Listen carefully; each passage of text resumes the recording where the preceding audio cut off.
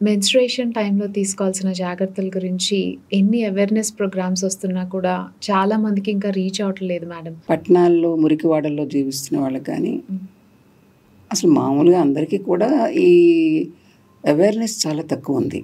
బాగా చదువుకున్న వాళ్ళకి కూడా మెన్స్ట్రుయేషన్ చుట్టూ చాలా అపోహలు, చాలా మూఢ విశ్వాసాలు, చాలా నిషేధాలు అవును ఈ సమాజంలో ఉన్నాయి. కొన్ని ప్రదేశాల్లో మెన్స్ట్రువల్ ప్రోడక్ట్స్ లభ్యం కానటువంటి పరిస్థితి. పాత బట్టలు కూడా ఎఫర్డ్ చేయలేనటువంటి దుర్భర దారిద్ర్యం ఉంది. చాలా మందికి ఏమనుకుంటారంటే ఋతుస్రావం అంటే చెడు రక్తం, మైల అనేటువంటిది ఉంది. ఇప్పుడు జెండర్ సమానత్వం నోటి మాటతో చెప్తే చాలు, ఆచరణలో పెట్టాలి. రైట్.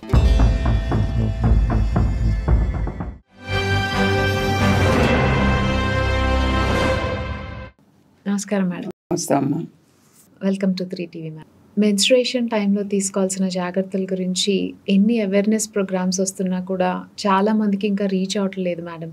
సో ఎలాంటి జాగ్రత్తలు తీసుకోవాలో మీరు కొంచెం చెప్తారా? మన రూరల్ ఏరియాస్లో ఉన్న వాళ్ళు కానీ, పట్టణాల్లో, మురికివాడల్లో జీవిస్తున్న వాళ్ళకి కానీ అసలు మామూలుగా అందరికీ కూడా ఈ అవేర్‌నెస్ చాలా తక్కువ ఉంది. బాగా చదువుకున్న వాళ్ళకి కూడా చిన్న చిన్న విషయాల్లో తెలియదు. చాలా చిన్న విషయాలు జాగ్రత్త తీసుకుంటే చాలా లైఫ్ లాంగ్ వచ్చేటువంటి డిసీజెస్ని మనం ప్రివెంట్ చేసుకోగలుగుతాం. మామూలుగా స్త్రీ యొక్క పునరుత్పత్తి అవయవాల గురించి చాలామందికి తెలియదు. మన శరీరంలో సహజంగా జరిగే ప్రక్రియలు ఏంటి? మెన్స్ట్రుయేషను, ప్రెగ్నెన్సీ తర్వాత మన శరీరంలో ఏ మార్పులు వస్తాయి, ఏ హార్మోన్ చేంజెస్ వస్తాయి, ఏ ఇమోషనల్ చేంజెస్ వస్తాయి, దాన్ని తట్టుకోవటం ఎలాగా, ఇవన్నీ కూడా చాలా మందికి అవగాహన లేదు. సో చాలా పెద్ద ఎత్తున అవగాహన కల్పించాల్సినటువంటి అవసరం ఉంది. ముఖ్యంగా మెన్స్ట్రుయేషన్ చుట్టూ చాలా అపోహలు, చాలా మూఢ విశ్వాసాలు, చాలా నిషేధాలు ఈ సమాజంలో ఉన్నాయి. కుటుంబంలో కూడా స్వేచ్ఛగా తిరిగేటువంటి పరిస్థితి లేదు. మనకి మనం మా ఏజ్ గ్రూప్ వాళ్ళు కాకుండా ఇంకా ముందు నుంచి కూడా చాలామంది ఈ నిషేధాల వల్ల సఫర్ అయిన వాళ్ళు ఉన్నారు. ఇప్పటికి కూడా ఇంకా ఆశ్చర్యం కలుగుతుంది. కొన్ని ప్రదేశాల్లో మెన్స్ట్రువల్ ప్రోడక్ట్స్ లభ్యం కానటువంటి పరిస్థితి. అంటే ప్యాడ్స్ కానీ, ఈవెన్ పాత బట్టలు కూడా ఎఫర్డ్ చేయలేనటువంటి దుర్భర దారిద్ర్యం ఉంది. అలాంటి పరిస్థితుల్లో కొన్ని చోట్ల అంటే మనం షాక్ అవుతాం చూస్తే, వింటే. ఏంటి? మట్టి, దుమ్ము, ఎండుటాకులు, ఇలాంటివన్నీ కూడా స్త్రీలు ఈ ఋతుస్రావాన్ని అబ్జార్బ్ చేసుకోవడానికి ఉపయోగిస్తుంటే చాలా టాక్సిక్ ఇన్ఫెక్షన్స్ వస్తాయి. ఆల్మోస్ట్ విషంలాగానే ఇన్ఫెక్షన్స్ వచ్చి అది మరణాలకు దారితీస్తున్నాయి, జీవితకాల అనారోగ్యాలకు దారితీస్తున్నాయి. ముఖ్యంగా గర్భాశయంలో ఉన్నటువంటి క్యాన్సర్స్కి దారితీస్తున్నాయి. సో మనకి పాలసీ పరంగా చాలా చేంజెస్ చేయవలసినటువంటి అవసరం ఉంది. ముఖ్యంగా అవగాహన కల్పించడం ఒకటి ఎత్తైతే, మెన్స్ట్రువల్ ప్రోడక్ట్స్ ప్రతి ఒక్కళ్ళకి, ప్రతి ఒక్క స్త్రీకి, ప్రతి ఒక్క బాలికకి లభ్యమయ్యేలాగా చూడటం అనేది చాలా ఇంపార్టెంట్. ప్రభుత్వం ఒకటే చేయలేదు. ప్రభుత్వం, అవగాహన ఉన్న ప్రజలు, స్వచ్ఛంద సంస్థలు ఇలాంటివన్నీ కూడా పూనుకోవాల్సినటువంటి అవసరం ఉంది. ముఖ్యంగా మనకి ఒకప్పుడు పోలియో గురించి ఎంత బాగా మీడియా ద్వారా చాలా చక్కగా అవగాహన కలిగించారు. దాన్ని నిర్మూలించగలిగాం ఇప్పుడు. అలాంటిది అలా అవగాహన కార్యక్రమాలు ఈ మీడియా ద్వారా వెళ్తే కొంతవరకు వాళ్ళకి అవగాహన కలుగుతుంది. ముందు ప్రోడక్ట్స్ గురించి అవగాహన కలగాలి. ఆ సమయంలో తమ శరీరంలో కలిగేటువంటి మార్పులు, తమ ఇమోషనల్గా, భావోద్వేగపరంగా, మానసికంగా కలిగేటువంటి మార్పులు, సమాజంలో ఉన్నటువంటి ఈ నమ్మకాల కారణంగా తాము ఎలా నష్టపోతున్నామో వీటన్నిటిని గురించి చర్చించుకోవాల్సినటువంటి అవసరం, వాటికి పరిష్కారాలు వెతుక్కోవాల్సిన అవసరం, అవసరమైతే పాలసీలను చేంజ్ చేసేలాగా అందరూ కలిసి ఉద్యమించాల్సినటువంటి అవసరం కూడా ఉంది. సో ముఖ్యంగా ప్యూబర్టీ వచ్చేప్పటికి, అంటే యౌవన దశ వచ్చేప్పటికి స్త్రీ యొక్క శరీరంలో, పురుషుల శరీరంలో కూడా చాలా మార్పులు వస్తాయి. ముఖ్యంగా పునరుత్పత్తి అవయవాల్లో మార్పులు వస్తాయి. అసలు ఋతుస్రావం ఎలా వస్తుంది అనేది కూడా సరిగ్గా తెలియదు చాలామందికి. చాలామందికి ఏమనుకుంటారంటే ఋతుస్రావం అంటే చెడు రక్తం, మైల అనేటువంటిది ఉంది. మన శరీరంలో ఏ భాగంలో కోసిన రక్తం ఎలా వస్తుందో అది ఎంత పరిశుభ్రమైందో ఈ ఋతుస్రావం కూడా అంతే. ఎప్పుడు అది బ్యాడ్గా అవుతుంది, మనకి హానికరంగా అవుతుందంటే బయటకు వచ్చినాక మనం దాన్ని శుభ్రపరచుకోకపోతే, అది అలా ఉండిపోతే బ్యాక్టీరియా చేరి అప్పుడు అది కొంత హానికరంగా మారుతుంది. అలాగే కొంత దుర్వాసన వస్తుంది. సో అంచేత ఏంటి, మనకి మామూలుగా యోనిలో కానీ పునరుత్పత్తి అవయవాల్లో కానీ సహజంగా ప్రొటెక్షన్ ఉంటుంది. ఎందుకంటే యోని అనేది ఆమ్ల వాతావరణంలో ఉంటుంది ఎప్పుడు కూడా. అందుకని ఏం చేస్తుంది, అది బ్యాక్టీరియా లోపలికి వెళ్లకుండా ప్రొటెక్ట్ చేస్తుంది. కానీ ఋతుస్రావ సమయంలో రక్తం దాని ద్వారా రావటం వల్ల, ఆమ్ల వాతావరణం వల్ల, ఎసిడిక్ వాతావరణం వల్ల ఆల్కలైన్ వాతావరణంగా మారుతుంది. దాని pH మారుతుంది. దానివల్ల ఏమవుతుంది, అది ఆ ప్రొటెక్షన్ అయితే ఏదైతే ఉందో తగ్గిపోతుంది.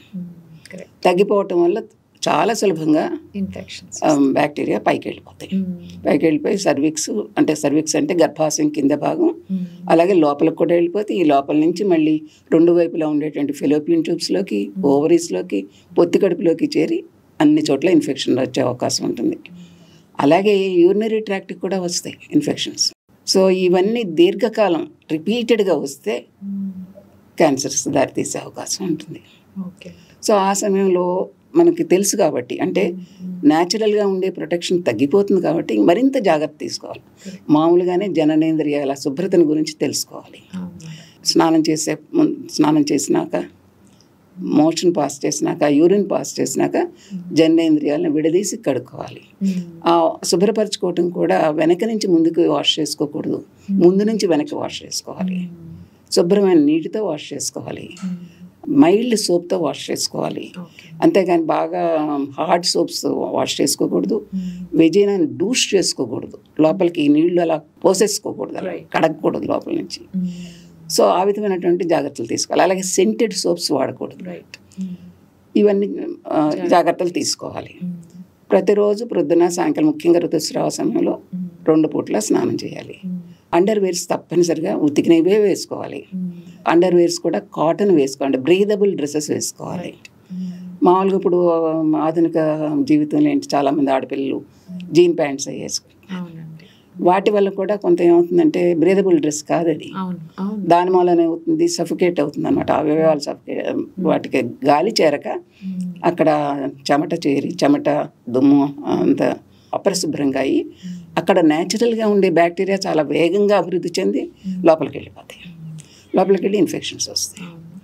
సో అందుకని ముఖ్యంగా ఋతుస్రావ సమయంలో, తర్వాత ప్రెగ్నెన్సీ తర్వాత డెలివరీ అవ్వగానే కూడా ఇదే పరిస్థితి ఉంటుంది. అంచేత ఇంకా ఎక్కువ జాగ్రత్తగా మన మెన్స్ట్రల్ హైజీన్ అనేది పాటించడం చాలా అవసరం. సో ఇప్పుడు చాలా మంది ఆ దుర్వాసన వస్తుందేమో అనే అపోహతో సెంటెడ్ ప్యాడ్స్ అవి యూజ్ చేస్తుంటారు మేడం. ఆ సెంటెడ్ ప్యాడ్స్ మంచిది కాదమ్మా. సెంటెడ్ ప్యాడ్స్ వల్ల కొంత మనకి హానికరంగా అవుతుంది అది. అందుకని ఇప్పుడు కూడా don't use scented pads. So అవి వాడకూడదు. తర్వాత మామూలుగా పిల్లలు తెలియక ఏం చేస్తారంటే, ఒక ప్యాడ్ వెట్ అవ్వగానే తీసి పడేసి ఇంకో ప్యాడ్ అలా పెట్టేసుకుని పరిగెత్తారు. అలా కాదు, ప్యాడ్ తీసినాక జననేంద్రియాలను శుభ్రపరచుకుని మాత్రమే ఇంకో ప్యాడ్ పెట్టుకుని బయటకు వెళ్ళాలి. తర్వాత ఎక్కడ పడితే అక్కడ పడేస్తూ ఉంటారు, మనం హాస్టల్స్లో చూస్తూ ఉంటాం. అలా కాదు, దాని ప్యాడ్ని ఒక కోల్డ్ వాటర్తో శుభ్రపరిచి పిండేసి ఒక న్యూస్ పేపర్లో కానీ టిష్యూ పేపర్లో కానీ చుట్టి లిడ్ ఉన్న బిన్నులో వేయాలి. డిస్పోజల్ కూడా చాలా ఇంపార్టెంట్. డిస్పోజల్ ఎలా పడితే అలా పడేస్తే ఏంటి నష్టం ఏంటి అంటే, ఒకటి అసహ్యంగా ఉంటుంది, దృశ్యం అసహ్యంగా ఉంటుంది. రెండవది పర్యావరణానికి హానికరం. మూడవది హెల్త్ ప్రాబ్లమ్స్ కూడా రావచ్చు. ఏం రావచ్చు అంటే హెపటైటిస్ బి, హెపటైటిస్ సి, ఆ ప్యాడ్స్ మీద వాలినటువంటి కీటకాలు కానీ వాటి ద్వారా మనకి ఆహారం మీదకి వచ్చి రావచ్చు. అయితే హెచ్ఐవి లాంటివి వ్యాపించు దానివల్ల. సో ఆ విధంగా నష్టంగా ఉంటుంది ప్యాడ్స్ ఎక్కడ పడితే అక్కడ పడేయటం అనేది. సో వాటిని సేఫ్ డిస్పోజల్ అనేది కూడా చాలా ఇంపార్టెంట్. మనం మామూలుగా చూస్తూ ఉంటాం, చాలా పెద్ద పెద్ద భవనాలు కట్టిస్తారు స్కూల్స్కి, ఆఫీసులకు కూడా. కానీ ఆడపిల్లలకు అవసరమైనటువంటి రన్నింగ్ వాటర్ వచ్చేటువంటి బాత్రూమ్స్, వాష్రూమ్స్ ఉండవు. స్కూల్స్లో మేము మా తూర్పుగోదావరి జిల్లాలో ఒక ప్రయత్నం చేసాం. ఏంటి, అన్ని ఆడపిల్లలు ఉండేటువంటి ప్రతి స్కూల్లోనూ వాళ్ళకి సపరేట్గా ఒక చిన్న బాత్రూమ్ ఉండాలి, లిడ్స్ ఉన్నటువంటి డస్ట్బిన్స్ ఉండాలి. అది పెద్ద ఎత్తున పిల్లలతో సంతకాలు చేయించి జడ్పీ చైర్పర్సన్కి వాటికి అంత త్వరగా పాలసీలు మార్చుకోరు కదా, వాళ్ళకి ఓట్లు వచ్చాయి మార్చుకుంటారు, ఇలాంటివి మార్చుకోరు. అయితే ప్రయత్నం అయితే చేసాం. దాని తర్వాత మరి తర్వాత SCBC హాస్టల్స్లో ఫ్రీగా ప్యాడ్స్ ఇచ్చేవారు. మరి ఇప్పుడు ఇస్తున్నారా లేదో నాకు తెలియదు. అలాంటివి కూడా చేయాలి. ఎక్కడైతే స్తోమత తక్కువ ఉంటుందో ప్యాడ్స్ కొనుక్కోవడానికి వాళ్ళకి ఫ్రీగా వచ్చేట్టుగా చేయాలి. తర్వాత రకరకాల మెన్స్ట్రల్ ప్రోడక్ట్స్ ఉన్నాయి. మెన్స్ట్రల్ ప్యాడ్స్, శానిటరీ ప్యాడ్స్ కొంచెం కాస్ట్లీ. తర్వాత మెన్స్ట్రల్ వేస్ట్ చాలా ఎక్కువ ఉంటుంది. సో ఇవన్నీ కూడా కొన్ని అడ్వాంటేజెస్ ఉన్నాయి, కొన్ని డిసడ్వాంటేజెస్ ఉన్నాయి. ప్యాడ్స్ వల్ల ఒకటి ఏంటంటే మనం కంఫర్ట్ ఉంటుంది, భయం ఉండదు, లీక్ అవుతుంది అని భయం ఉండదు. సరిగ్గా పెట్టుకుంటే ఏ పనులైనా చేయొచ్చు, మాట్లాడచ్చు, డాన్స్ చేయొచ్చు, ఏదైనా చేయొచ్చు. సో మామూలుగానే వాళ్ళ లైఫ్ ఇదైపోతూ ఉంటుంది. కాకపోతే ఎవరికైతే ఈ లభించవో, ఇప్పుడు ఆడపిల్లలు ఉన్నారు, పేద పిల్లలు ఉన్నారు, వాళ్ళకి ఈ ప్యాడ్స్ లభించకపోతే ఏమవుతుంది, భయం వేస్తుంది. వాళ్ళకి అవమానం ఫీల్ అవుతాం, అవమాన పడాల్సి వస్తుందేమో, మనం మరకలకు తెలుస్తాయేమో అందరికీ అని ఆ స్కూల్ మానేస్తారు. స్కూల్ మానేస్తే ఏమవుతుంది, వాళ్ళ కౌంటర్ పార్ట్స్ మగపిల్లలతో పాటు అంత సామర్థ్యంతోనూ వాళ్ళ అకాడమిక్ కెరీర్ అవదు. కొన్ని చోట్ల అసలు పంపటం మానేస్తారు. స్కూల్ డ్రాప్ అవుట్స్ అవటానికి కూడా కారణం ఇది ఒకటి. సో పెద్దవాళ్ళు ఉన్నారనుకోండి, అడల్ట్స్, పొలాల్లో పనిచేయడానికో లేకపోతే ఫ్యాక్టరీలో పనిచేయడానికి ఎక్కడికో చోటకి వర్క్ ప్లేస్లోకి వెళ్ళడానికి ఆ 4 రోజులు వాళ్ళు వెళ్ళరు. వెళ్ళకపోతే ఏమవుతుంది, వాళ్ళ యొక్క వేతనం పోతుంది. సో ఆ విధంగా ఆర్థికంగా నష్టపోతారు. సో మెన్స్ట్రల్ ప్యాడ్స్ లభ్యం అవటం అనేది చాలా ఇంపార్టెంట్. ఇప్పుడు మనం అంటే ముందు చాలా ర్యాగ్స్ ఉపయోగించేవాళ్ళు, తర్వాత శానిటరీ ప్యాడ్స్ ఒక నెల ఉపయోగిస్తే ఒక ఆడపిల్ల వాళ్ళ కుటుంబానికి 4 రోజులు కనీసం తినటానికి సరిపోయేది పోతుంది. So costly. సో అందుకని reusable pods, reusable and biodegradable. ఇప్పుడు మామూలుగా మనం వాడే ప్యాడ్స్ కొన్ని 100 సంవత్సరాలు పడుతుంది అవి మళ్ళీ భూమిలో కలవాలంటే. And several billions of tons of menstrual waste వస్తుంది ప్రపంచం అంతా. సో అది చాలా హానికరం పర్యావరణానికి హానికరం, నేషన్కి మంచిది కాదు, కుటుంబానికి చాలా బర్డెన్స్, వాళ్ళు ఖర్చు పెట్టాల్సి వస్తుంది. సో ఇటీవల కాలంలో అంటే ఒక 2-3 decades నుంచి మెన్స్ట్రల్ కప్స్ వచ్చినాయి. మెన్స్ట్రల్ కప్ ఇనీషియల్గా కొంచెం ఇబ్బంది ఉన్నా కూడా అది సేఫ్, మెన్స్ట్రల్ వేస్ట్ ఎక్కువ రాదు, అండ్ కాస్ట్ ఎఫెక్టివ్. ఒకసారి కొంటే ఒక 10 సంవత్సరాల దాకా మనం జాగ్రత్తగా వాడుకుంటే 10 సంవత్సరాల దాకా వాడచ్చు. అంచేత అది environmental friendly, cost effective, comfort, same comfort, అన్ని పనులు చేసుకోవచ్చు దాంతో అది పెట్టుకున్నాక. సో ఆ విధంగా కూడా డిఫరెంట్ ప్రోడక్ట్స్ వస్తున్నాయి. అయితే ఎన్నుకోవటంలో అంటే ఏది తనకి సూట్ అవుతుంది అనేది ఎన్నుకోవాలి, అది సేఫ్గా పెట్టుకోవాలి, సేఫ్గా యూజ్ చేయాలి, క్లెన్లీనెస్ పాటించాలి, సేఫ్గా డిస్పోజ్ చేయాలి, ఇవన్నీ పాటించాలి. పాటించకపోతే ఏంటి వస్తాయి, ఒకటి రిప్రొడక్టివ్ ట్రాక్ట్ ఇన్ఫెక్షన్స్ వస్తాయి, అండ్ స్కిన్ ఇరిటేషన్స్ వస్తాయి, చర్మం మీద దద్దురులాగా వచ్చి బరుకుతూ ఉంటే ఏమవుతుంది, మైక్రో ఇంజరీస్ ద్వారా మళ్ళీ బ్యాక్టీరియా లోపలికి వెళ్తాయి. తర్వాత ఎప్పటికప్పుడు మార్చుకోవాలి, అట్లీస్ట్ 8 hours ఒకసారైనా ప్యాడ్స్ మార్చుకోవాలి. అదే మెన్స్ట్రల్ కప్స్ అయితే 8 to 12 hours కూడా ఉంచుకోవచ్చు. సో అంత తరచుగా తీయక్కర్లా, అంటే అది ఫిల్ అయిందా లేదా 8 to 10 hours చూసుకోవటమే. అండ్ ఇనీషియల్గా బాగా ఎక్కువ బ్లీడింగ్ వచ్చే వాళ్ళకి బ్యాకప్గా ఒక ప్యాడ్ కూడా పెట్టుకుంటే మంచిది. యూజువల్గా స్పిల్లేజ్ తక్కువ ఉంటుంది, లీకేజ్ తక్కువ ఉంటుంది. సో పెట్టుకోవటం, ప్రాపర్గా పెట్టుకోవటం తెలియాలి. ఆ టెక్నిక్స్ ఉంటాయి, మళ్ళీ కొంచెం చిన్న గైడెన్స్తో వాళ్ళు పెట్టుకోగలుగుతారు. అంటే డాక్టర్ దగ్గరికి వెళ్తే చెప్తారండి, లేదంటే తెలుసుకోవచ్చు. ఇప్పుడు దీనిలో కూడా చూస్తున్నాయి, యూట్యూబ్లో తెలుస్తున్నాయి. తర్వాత మామూలుగా ఆర్టికల్స్ కూడా వస్తున్నాయి. ఇప్పుడు నేను రాశాను చాలాను, ఎలా పెట్టుకోవాలి అనేది రాశాను. పంచ్ డౌను, సి షేపు అలా నొక్కి ఎలా పెట్టుకోవాలి, తీయటం కూడా టెక్నిక్, ఎలా తీయకూడదు ఎలా తీయొచ్చు అనేది అవన్నీ తెలిస్తే చాలా ఈజీగానే ఉంటుంది. చాలామంది యూజ్ చేస్తున్నారు. ఇప్పుడు ఇటీవల చెప్తూ ఉంటారు పేషెంట్స్, మేము యూజ్ చేస్తున్నామండి, కంఫర్టబుల్గా ఉంది, ఇన్ఫెక్షన్స్ తక్కువ ఉంటాయి. అది తర్వాత ప్యాడ్ని మరీ టూ వెట్ అయిపోయేదాకా ఉంచుకోకూడదు. టూ వెట్ అయితే ఏమవుతుందంటే గరుగ్గా అయిపోతుంది. గరుగ్గా అయ్యి వాటి వల్ల ఇంజరీస్ వస్తాయి, మైక్రో ఇంజరీస్ వస్తాయి, మళ్ళీ ఇన్ఫెక్షన్స్ దానివల్ల వస్తాయి. సో ఇందాక చెప్పినట్టుగా రిపీటెడ్ ఇన్ఫెక్షన్స్ వస్తే మనకి సెక్షువల్లీ ట్రాన్స్మిటెడ్ డిసీజ్ త్వరగా వస్తాయి. ఆల్రెడీ ఇన్ఫెక్టెడ్, ఇమ్యూనిటీ తగ్గిపోయి, సో దాని నుంచి మళ్ళీ రిపీటెడ్ ఇన్ఫెక్షన్స్ వల్ల క్యాన్సర్ దారితీస్తుంది. ఇవన్నీ నష్టాలు ఉంటాయి. కాబట్టి చిన్న చర్య ఏంటి, జెనిటల్ ఆర్గన్స్ని క్లీన్గా ఉంచుకోవటం, హైజీనిక్గా కాపాడుకోవటం, అండ్ ముఖ్యంగా మెన్స్ట్రువల్ హైజీన్ని. దీని అవసరాన్ని గుర్తించి May 28th international menstrual day కింద ప్రకటించారు. సో దానికి దానికి కూడా ఒక రీజన్ ఉంది. యూజువల్గా 28 days సైకిల్, 28 days, యూజువల్గా 5 days బ్లీడింగ్ అవుతుంది యావరేజ్. సో అందుకని అది May 28th పెట్టారు. ఒక సంస్థ జర్మనీ బేస్డ్ సంస్థ అన్నమాట. సో వాష్ ప్రోగ్రామ్ అని పెట్టారు. సో అది అంటే ఉమెన్కి, గర్ల్స్కి కూడా పనిచేసే చోట కానీ స్కూల్స్లో కానీ వాటర్ ఫెసిలిటీ ఉండాలి, అండ్ వాళ్ళు ఒక ప్రైవేట్ స్పేస్ ఉండాలి. అది ప్యాడ్ మార్చుకుంటానికి మనం చాలాసార్లు చూస్తూ ఉంటాం, ప్రొద్దున స్కూల్కి పెట్టుకెళ్ళింది మళ్ళీ సాయంకాలం దాకా తీసే ఉండదు, ఫెసిలిటీ ఉండదు. వాళ్ళకే కాదు, ఉద్యోగులకు కూడా. సో అలాంటి ఫెసిలిటీ ఇవ్వటం అనేది ప్రతి ఒక్క ఆర్గనైజేషన్, అంటే ఎక్కడైతే పనిచేస్తున్నారో వీళ్ళు ఆ కంపెనీయో లేకపోతే ఆర్గనైజేషన్ వాళ్ళ బాధ్యత. అలాగే స్కూల్స్లో ఉండాల్సిన, ప్రొవైడ్ చేయాల్సిన బాధ్యత వాళ్ళకు ఉంటుంది. Basic necessity. ఆడపిల్లలకి, ఉమెన్కి ఏం కావాలి అనేది ఒక జెండర్ సెన్సిటివ్ ఆలోచన లేదు. ఎప్పుడైతే వాళ్ళకి సేఫ్గా మనం ఇది యూజ్ చేయగలుగుతాము, మనకి ఏమి జబ్బులు రాకుండా మనం ప్రివెంట్ చేసుకోగలుగుతాము అని అంటే ఆత్మవిశ్వాసం పెరుగుతుంది. సో జెండర్ ఇన్ఈక్విటీ అనేది తగ్గుతుంది ప్రతి చోట.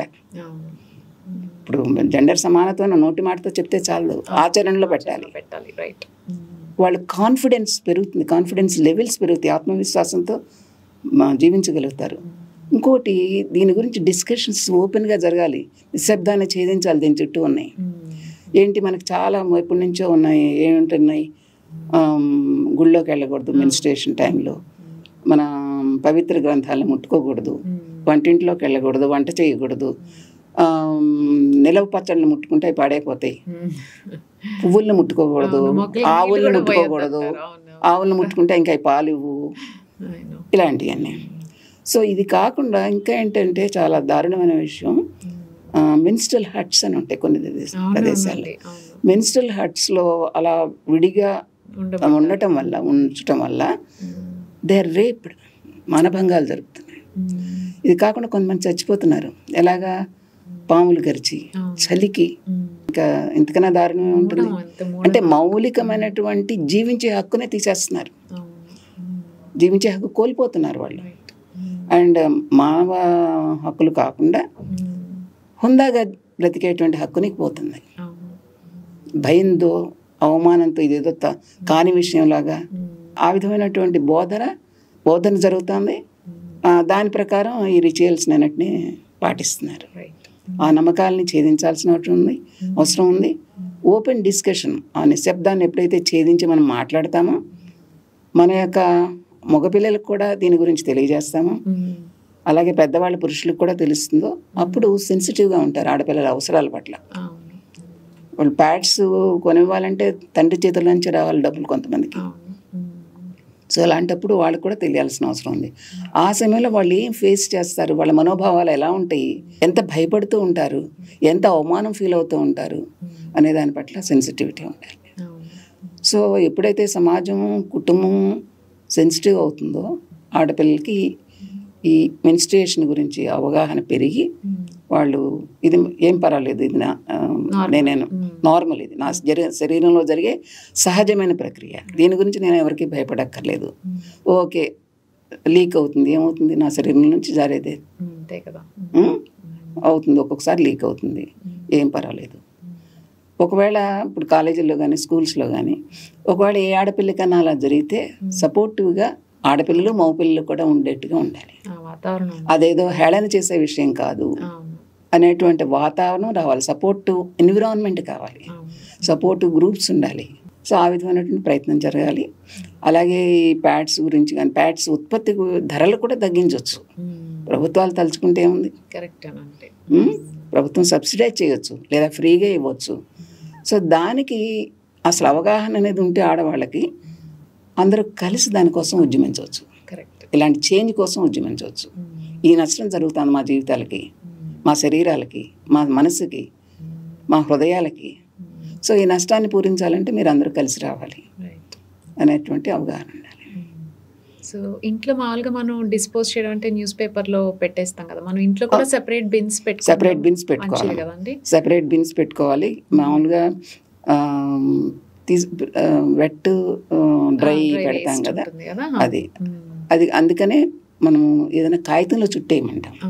ఎందుకంటే మళ్ళీ ఇది డిస్పోజ్ చేసే వాళ్ళు ఎక్కడో ఉంటారు కదా, వాళ్ళకి హాని కలగకూడదు, సెపరేట్ చేసి దాన్ని చేసేవాళ్ళు. ఇంకోటి ఏంటంటే ఇన్సినరేటర్స్, వాటిని కాల్చడానికి అంటే దూరంగా కొన్ని ఉంటాయి ఇన్సినరేటర్స్. ఇప్పుడు ఒక్కొక్క ఏరియా, మా కాకినాడ దగ్గర వేరే దూరంగా ఎక్కడ ఉండేది ఒకటి ఇన్సినరేటర్. అలా కాకుండా చిన్న చిన్న ఇన్సినరేటర్స్ పెట్టించవచ్చు స్కూల్స్లో, వర్క్ ప్లేస్లో. అది 800 degrees దాకా, అది 800 degrees C దాకా వెయిట్ చేస్తే హానికరం కాకుండా డిస్పోజ్ అయిపోతాయి. ప్రీమెన్స్ట్రల్ సిండ్రోమ్ గురించి ఎలాంటి జాగ్రత్తలు తీసుకోవాలండి? అంటే ప్రీమెన్స్ట్రల్ సిండ్రోమ్ గురించి పెద్ద జాగ్రత్తలు ఏం లేదమ్మా. మామూలుగా కొన్ని హార్మోన్స్ చేంజెస్ వల్ల వస్తాయి అవి. కొంచెం బ్లోటింగ్, పెయిన్ఫుల్ బ్రెస్ కొంచెం నొప్పిగా అనిపించటం, కొంచెం మూడ్ చేంజెస్, కొంచెం వెయిట్ పెరిగినట్టు ఉంటాం. ఎందుకంటే ప్రోజెస్టెరాన్ అనే హార్మోన్ వల్ల కొంత వాటర్ రిటెన్షన్ బాడీలో ఉంటుంది, దాని వలన ఇలా అవుతుంది. అలాగే కొంత మూడ్ చేంజెస్ కూడా ఉంటాయి, కొంచెం డిప్రెషన్, యాంగ్జైటీ ఇలాంటివి కూడా కొన్ని రావచ్చు.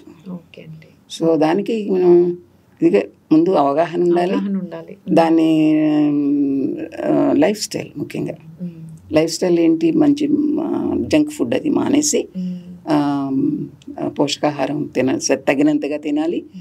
అంటే ఇప్పుడు మామూలు ఇప్పుడు మనకేంటంటే ఎంతసేపు కూర్చుని వీడియోస్ చూస్తాను, లేకపోతే అన్నెసరీ పనులు చేస్తాను చూస్తాను. అది కాకుండా ఫిజికల్ యాక్టివిటీకి, సెడెంటరీ లైఫ్ నుంచి బయటపడాలి. At least ½ an hour per day, at least 5 days in a week walk చేస్తే ఆరోగ్యానికి మంచిది. అలాగే స్లీప్ కూడా చాలా ఇంపార్టెంట్, నిద్ర కూడా చాలా ఇంపార్టెంట్. కనీసం 8 hours నిద్రపోవాలి, 3 liters of వాటర్ తాగాలి. అన్నిటికన్నా ముఖ్యం కోపం, భయము, టెన్షను, స్ట్రెస్ నుంచి తప్పించుకోవాలి. ఎలా తప్పించుకోవాలంటే తప్పించుకోలేం కదా, దానికి ప్రయత్నం జరగాలి.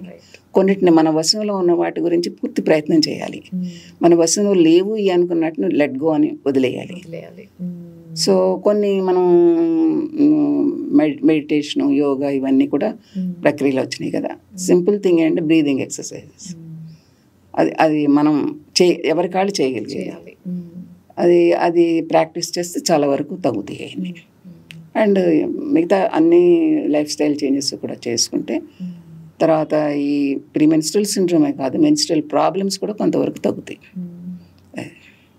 ఓకే అండి. అండ్ కొంతమంది ఇళ్లలో ఫంక్షన్స్ ఉన్నాయనో లేదా గుడికి వెళ్ళాలనో పీరియడ్స్ రాకుండా ఉండడానికి టాబ్లెట్స్ పోస్ట్పోన్మెంట్ ఆర్ ప్రీపోన్మెంట్కి మరీ తరచుగా వాడటం మంచిది కాదమ్మా.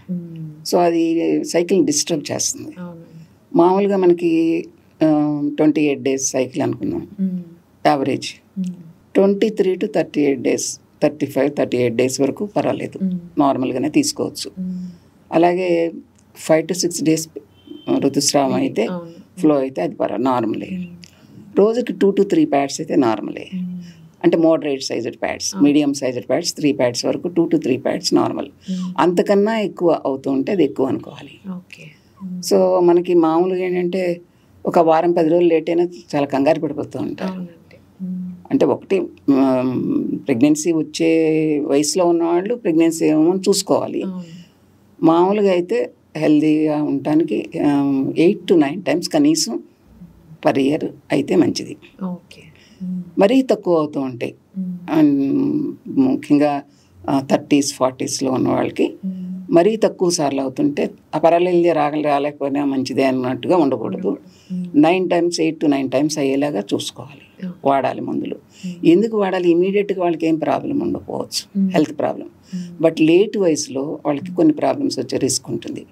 ఏంటి? Diabetes, hyper tension, heart attacks, అన్నిటికన్నా ముఖ్యం యూట్రైన్ క్యాన్సర్, ఇవన్నీ వచ్చే రిస్క్ ఉంటుంది. కాబట్టి రిప్రొడక్టివ్ ఏజ్లో 8 to 9 times కనీసం వచ్చేలాగా చూసుకోవాలి. అంటే లెస్ దాన్ 40 అయితే, ఇప్పుడు 40+ అంటే 45 లోపు మనకి ఇప్పుడు మెన్స్ట్రుయేషన్ అయ్యే అంటే మినార్కి మొదటి మెన్స్ట్రుయేషన్ అయ్యేది ఏజ్ తగ్గుతుంది. 10 years కూడా అయిపోతున్నారు. అలాగే మెన్స్ట్రుయేషన్ ఆగిపోయే దశ ఆ ఏజ్ పెరిగింది.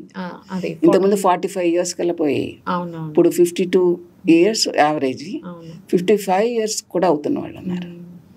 సో మెన్స్ట్రుయేషన్ వల్ల మెన్స్ట్రుయేషన్తో గడిపే కాలం ఎక్కువైంది. అది ఆల్మోస్ట్ 32 years యావరేజ్న ప్రతి స్త్రీకి కూడా మెన్స్ట్రుయేషన్ అవుతున్నారు. సో అది మంచిదేనంటారా అండి? అంటే అంత లేట్గా మంచిగా చెడు కాదు, అది మారింది అంతే, మారిపోయింది. సో వేరియస్ రీజన్స్ అవి కూడా మనం ఖచ్చితంగా ఈ కాజ్ వల్ల ఇలా జరుగుతుందని చెప్పలేం. ఎందుకు ముందుగా తొందరగా అవుతున్నారంటే ఖచ్చితంగా ఇదే అని చెప్పడానికి వీల్లేదు. జెనెటిక్ గాను, బెటర్ న్యూట్రిషన్ వల్ల, చుట్టూ ఉన్న సామాజిక వాతావరణం, కల్చరల్ వాతావరణం, ఇవన్నీ ఇన్ఫ్లుయెన్స్ చేస్తూ ఉండొచ్చు అని ఖచ్చితంగా చెప్పడానికి లేదు. సో 40 to 50 మధ్య ఏజ్ లో ఉన్న వాళ్ళు కూడా ఇయర్లీ 8 to 9 times అయితే మంచిది. లేదంటే ఒకసారి డాక్టర్ దగ్గరికి వెళ్ళాలి. డాక్టర్ దగ్గరికి వెళ్ళి ఏమీ లేవు అంటే, కాజెస్ ఏమీ లేవు అని అనుకుంటే, కాజెస్ అంటే ఏదో ఉంటుంది అంటే ఓన్లీ హార్మోనల్ చేంజెస్ వల్లే ఇలా అవుతుందంటే వస్తే మంచిది.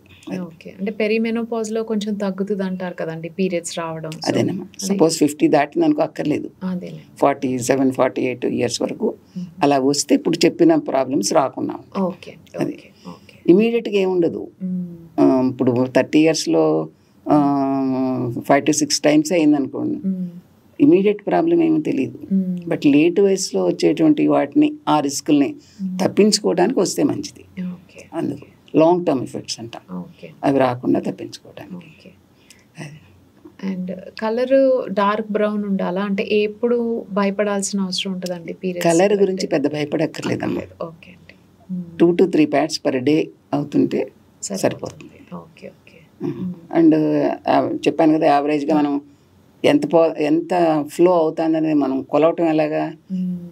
మీడియం సైజ్ ప్యాడ్స్ 2 to 3, అది యావరేజ్. మరీ తక్కువ అయిపోతున్నా, తక్కువ రోజులైనా కొంతమంది భయపడిపోతూ ఉంటారు. కాజ్ ఏంటో చూసుకుని ఏమి లేకపోతే, స్ట్రక్చరల్ అబ్నార్మాలిటీస్ ఏమి లేకపోతే దాని గురించి మరీ భయపడక్కర్లేదు. సో ఇప్పుడు పీరియడ్స్ టైంలో అన్ని యాక్టివిటీస్ చేయొచ్చు కదండి, ఏమీ రెస్ట్రిక్షన్ లేదు. నార్మల్ గా పీరియడ్స్ నార్మల్ యాక్టివిటీస్ చేసుకోవచ్చు, everything including gym, like everything. చాలా మంది చేయొద్దు అంటారు. లేదు, చాలా మనకి ఉన్నాయి. ఎలాగంటే తలస్నానం చేయకూడదు, జలుబు చేస్తుంది, చల్లటి ఏమి తినకూడదు, జలుబు చేస్తుంది, ఇలాంటివన్నీ ఉంటాయి. మామూలుగా టైంలో ఎలాగో అప్పుడు కూడా అంతే, ఏమి రెస్ట్రిక్షన్ పడాల్సిన అవసరం లేదు. తర్వాత స్నానం చేయకూడదు, స్నానం చేసినందువల్ల యాక్చువల్గా ఏమైనా మెన్స్ట్రువల్ పెయిన్ అది ఉంటే తగ్గుతుంది, మైండ్ రిలాక్స్ అవుతుంది, అవన్నీ మంచిది యాక్చువల్గా. సో మేడం, ఈ మధ్యకాలంలో చిన్న పిల్లలే మెచ్యూర్ అయిపోతున్నారు తొందరగా, అంటే 9 yearsకి, కొంతమంది ఈవెన్ 8 years కూడా. అది మనం ఆపే అవకాశం ఏమైనా ఉంటుందండి? ఆపే అవకాశం ఏమి ఉండదమ్మా, అన్ని హార్మోన్ చేంజెస్ వల్ల అలా అంటే ఇటీవల కాలంలో, అంటే గత కొన్ని దశాబ్దాలుగా గ్రాడ్యువల్గా మెచ్యూర్ అయ్యేటువంటి వయసు తగ్గుతుంది. 9 years 10 yearsకి అయిపోతున్నారు. ఇంతకుముందు 12 13 yearsకి అయ్యేవాళ్ళు ఇప్పుడు 9 to 10 yearsకి అయిపోతున్నారు. దాన్ని మనం ఏమి పోస్ట్పోన్ చేయడానికి మందులుండు. మామూలుగా హెల్దీ లైఫ్ స్టైల్ అనేది అందరికీ అవసరం, ఆ పిల్లలకి మరీ అవసరం. హెల్దీ లైఫ్ స్టైల్ అవసరం. సో వాళ్ళకి ఈ మెన్స్ట్రుయేషన్ గురించి ఫస్ట్ మెన్స్ట్రుయేషన్ ఉన్నప్పుడు చాలా ప్యానికీగా అవుతారు. ఎలా మేనేజ్ చేసుకోవాలో తెలియదు. అందుకని మెన్స్ట్రుయేషన్ స్టార్ట్ అవ్వకముందు నుంచే, మెనార్కీకి ముందే వాళ్ళకి ఈ మెన్స్ట్రల్ హైజీన్ గురించి, మెన్స్ట్రుయేషన్ గురించి బోధన జరగాలి. ఇది స్కూల్ కరిక్యులంలో పెట్టించుదామని నేను ప్రయత్నం చేశాను. బట్ మన ప్రయత్నాలు ఏమీ అవ్వవు కదా, చాలా పెద్ద ఎత్తున జరగాలి. స్కూల్ కరిక్యులంలో పెట్టిస్తే అంటే ఫేస్ వైజ్ బోధన జరగాలమ్మా. వీళ్ళకి అవసరమని ఈ 6th క్లాస్లో ఏం అవసరం, 7th క్లాస్లో కొన్ని అలా పెడితే బాగుంటుంది.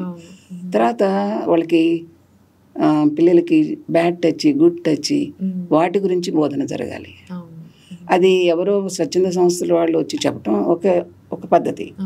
స్కూల్ కరిక్యులంలోనే ఉందనుకోండి, అది చక్కగా వాళ్ళకి అర్థమవుతుంది. అండ్ ఫస్ట్ మెన్స్ట్రుయేషన్ వచ్చినప్పుడు ఎలా డీల్ చేయాలి అనేది భయపడిపోకుండా, షాక్ అవ్వకుండా చక్కగా మేనేజ్ చేసుకోగలుగుతారు. అందుకని స్కూల్ కరిక్యులంలో పెట్టాలి అది. సో దానికి ప్రయత్నం జరిగితే బాగుంటుంది. పెద్దవాళ్ళు ఎవరన్నా పూనుకుంటే, రాజకీయ నాయకులు లేకపోతే పెద్ద పెద్ద సంస్థల వాళ్ళు పూనుకుంటే అవుతుంది. ఇది చాలా అవసరమైంది. స్త్రీకి లైఫ్ లాంగ్ హెల్త్కి ఇది ఉపయోగపడుతుంది. స్త్రీ హెల్త్కి ఉపయోగపడిందంటే కుటుంబానికి హెల్త్కి ఉపయోగపడినట్టే కదా. కుటుంబం హెల్త్ బాగుపడితే దేశం హెల్త్ బాగుపడినట్టే కదా. సో ఇది చాలా అవసరమైనటువంటి విషయం. దీని మీద దృష్టి పెట్టాలి. Thank you for your time today.